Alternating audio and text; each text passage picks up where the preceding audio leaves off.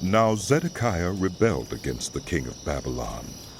So in the 9th year of Zedekiah's reign, on the 10th day of the 10th month, Nebuchadnezzar, king of Babylon, marched against Jerusalem with his whole army. He encamped outside the city and built siege works all around it. The city was kept under siege until the 11th year of King Zedekiah.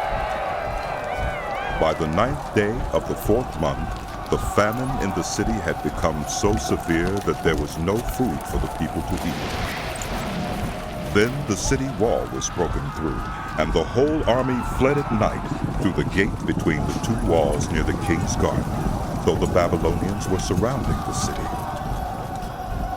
They fled toward the Arabah, but the Babylonian army pursued the king and overtook him in the plains of Jericho. All his soldiers were separated from him and scattered, and he was captured. He was taken to the king of Babylon at Riblah, where sentence was pronounced on him. They killed the sons of Zedekiah before his eyes. Then they put out his eyes, bound him with bronze shackles, and took him to Babylon.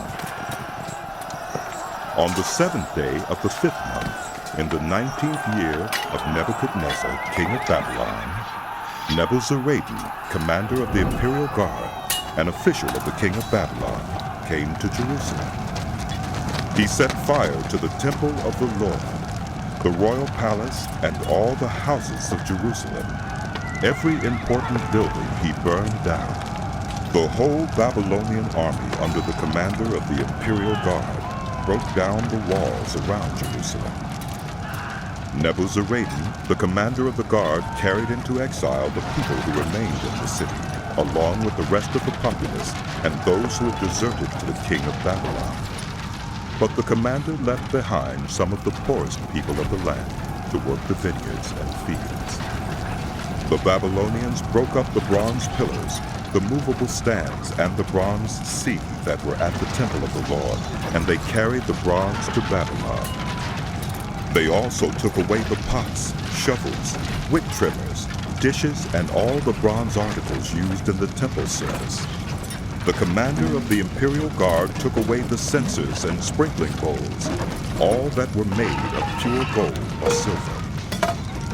The bronze from the 2 pillars, the sea, and the movable stands, which Solomon had made for the temple of the Lord, was more than could be weighed. Each pillar was 18 cubits high. The bronze capital on top of one pillar was 3 cubits high and was decorated with a network and pomegranates of bronze all around. The other pillar with its network was similar. The commander of the guard took as prisoners Seraiah, the chief priest, Zephaniah, the priest next in rank, and the 3 doorkeepers. Of those still in the city, he took the officer in charge of the fighting men and 5 royal advisors. He also took the secretary, who was chief officer in charge of conscripting the people of the land, and 60 of the conscripts were found in the city. Nebuzaradan, the commander, took them all and brought them to the king of Babylon at Riblah.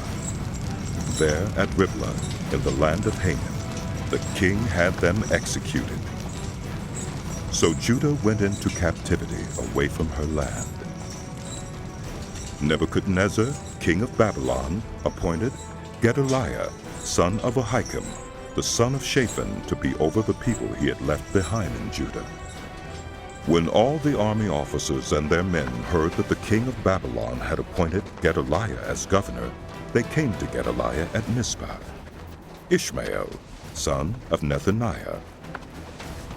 Johanan, son of Kareah. Seraiah, son of Tanhumeth, the Netophathite.